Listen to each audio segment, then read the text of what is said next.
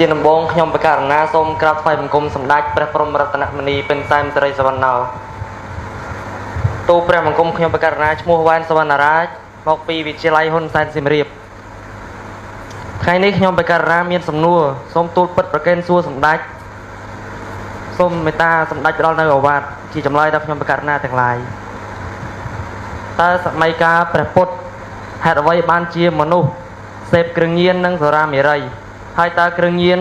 សូរ៉ាមេរ័យពីសម័យកាលនោះតើបានមកពីណាអូសួរនឹងដល់ហើយណាអាត្មាមិនដឹងណាចាល្អសំណួរនឹងកណ្ដឹងនិយាយឲ្យដឹង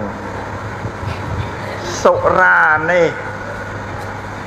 ដើមដំបូងគឺជាធម្មជាតិដែលវាកើតឯងទេនៅនគរពារាណសីសត្វថ្ងៃបេនរេសបេនរេសយ៉ាងក៏បារាំងភាសាបាលីថាវ៉ារណស៊ីខ្មែរយ៉ាងថាពារាណសីមានដើមជ្រៃមួយវាធំผมដឹងពីកាលណាទេដល់នេះទៅវាពុកមេឃនេះវាកើតជារូងនៅកណ្ដាលមេឃសាខាបែករូងចាគេប្រង់ភាសាពីបុរាណថាប្រង់ដល់កាលណាមានភ្លៀងមកទឹកវាដក់ក្នុងអាងហ្នឹងឯងឃើញទេព្រោះក្នុងអាងនោះវាមានផ្លែជ្រៃទុំទៅវារុះធ្លាក់ទៅផងព្រោះមានសត្វសេកអីទៅនាំស្រូវសាលីស្រូវអីយកមកស៊ីទៅវារុះចូលក្នុងប្រង់ហ្នឹងផ្លែទំពាំងជូរយ៉ាងអីនៅក្នុងប្រង់ដល់ខែប្រាសាទវាបែកអាទឹកវាត្រាំទៅវាពពុះចេញពពុះពីក្របធញ្ញជាតិទាំងអស់នោះដល់វេលាខែប្រាំងឡើងត្រូវកម្ដៅព្រះអាទិត្យមកវាក្តៅទៅមកដល់ក្តៅទៅវាធ្វើទឹកឲ្យក្រហមខ្លាំងទៅមានពើមានជាតិហ្នឹងជាសូរ៉ាប៉ុន្តែសម័យហ្នឹងគេមិនដឹងថាទឹកអីទេប៉ុន្តែវេលានោះមានព្រានព្រៃម្នាក់ឈ្មោះសុរៈព្រានជាអ្នកដើរបបបាញ់សត្វគាត់ធ្វើដំណើរទៅដើរទៅដល់ដើមជ្រៃហ្នឹងគាត់ឃើញពួកសត្វបាក់សាបាស័យពួកសេកសារិកាអីទាំងអស់វាផឹកទឹកហ្នឹងវាស្រវឹងសត្វខ្លះហ្នឹងធ្លាក់មកក្នុងដីស្លាប់ដល់សបាបយកស្រវឹងដល់ក៏និយាយគ្នាកកែកករីសត្វខ្លះហ្នឹងវាតោងមេឃជ្រៃហ្នឹងដើរឈប់ដើរទៅលើមេឃបានគេបតោងពីក្រោមណាចាដល់អញ្ចឹងសូរៈព្រានព្រៃក៏ឃើញក៏ឆ្ងល់តែយី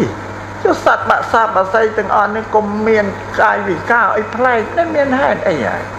វាអាធ្លាក់មកដីស្លាប់អត់មានកដោសបាបលៀនចឹងអស់ពុញនិយាយហេតុចេះតែចាយដល់ក៏ឈោគិតពិចារណាមើលក៏ថាប្រហែលជាដើមជ្រៃនឹងមានអីហើយយ៉ាងតែអញ្ចឹងក៏កឡើងទៅមើលដល់ទៅមើលឃើញទឹកហ្នឹងហើយទឹកឡើងក្រហមខែប្រាំងឡើងផងគាត់អង្គុយសម្លឹងឈរសម្លឹងលើដើមជ្រៃហ្នឹងទឹកហ្នឹងតែអញ្ចឹងគាត់ពិសោធន៍ក៏យកស្លឹកជ្រៃហ្នឹងក្បង់ទៅកន្ទោងក៏យកមកទឹកហ្នឹងមកពិសាមើលទៅធម្មតាមនុស្សដែលមិនដែលប៉ះសោះកាលណាប៉ះទៅទួយទៅវាប្រែប្រួលហើយបងសើបងកើតចិត្តរីករាយសប្បាយឲ្យចង់ច្រៀងចង់រំតែម្នាក់ឯងអញ្ចឹងណាពេលព្រោះឃើញសัตว์វាទៅចេញទៅចាយគឺសូឲ្យជីវសប្បាយវាបំពងយំតាមភាសាណាដល់សរៈព្រានហ្នឹងក៏សាកទឹកទៅវាមានជាតិស្វឹងណាក៏ចង់ច្រៀងចង់អីលេងបងចង់មកវិញក៏ដេកក្រោមដើមជ្រៃអានេះក៏សប្បាយណែតដងសង់ទីម៉ងទៅតែដល់ហ្នឹងទៅវាអស់ជាតិនោះស្មានតែយីទឹកនេះធ្វើឲ្យមនុស្សរីករាយណាធ្វើទឹករីមិនទៅមានឈ្មោះស្រាទេមិននឹងឲ្យឈ្មោះថាទឹករីអាត្មាផើទៅធ្វើឲ្យចិត្តសប្បាយរីករាយដល់អញ្ចឹងធ្វើម៉េចក៏ចាប់ពួកសត្វអាចស្វឹងធ្លាក់ចាប់ចងដៃចងជើងមក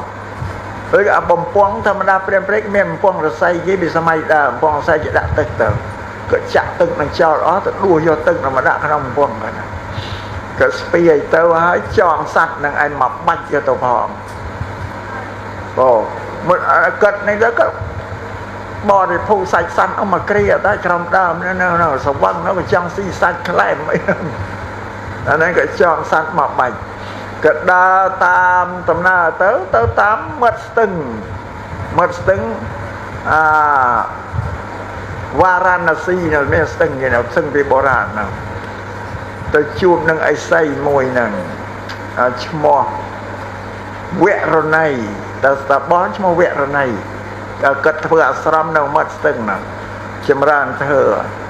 ដល់សូរៈព្រាននឹងដើរទៅដល់ក្នុងអាស្រមឥសីនោះក៏ទៅនិយាយប្របួលឥសីនឹងសាកមើលទឹករីករាយហ្នឹងឯងឥសីហ្នឹងក៏សាកលោមើល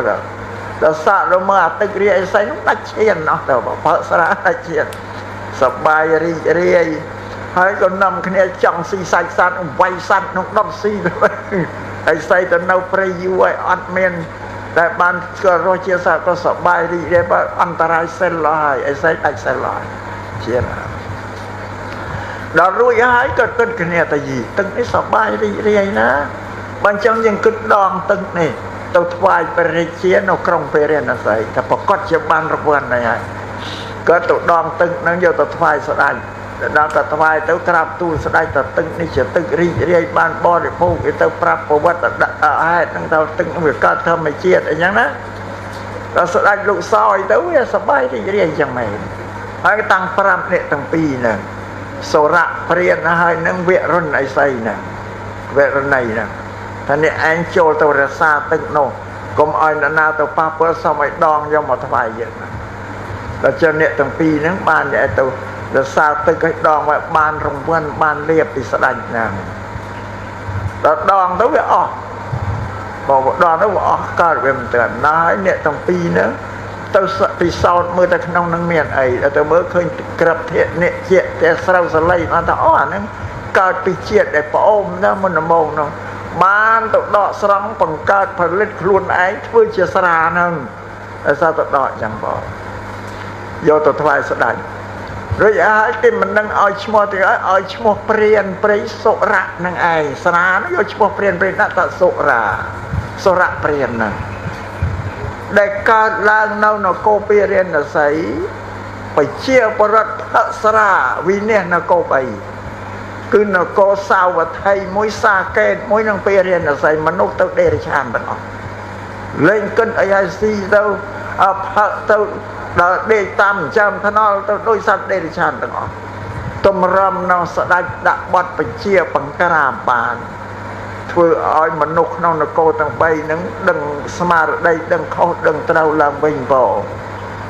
មុនមកទៅដេរឆានអវិនិច្ឆ័យអនគរ3ណាសាវត្ថីមួយសាកេតមួយនិងពារាណសីមួយមនុស្សទៅដេរឆានទាំងអស់នេះដើមកំណើតនៃស្រាហ្នឹងគឺវាកើតមុនដំបូងគឺនៅនគរពារាណសីអ្នកដែលបង្កើតឃើញមុនគេគឺសុរៈព្រានព្រៃហើយនឹងវរុណីតបោះនោះ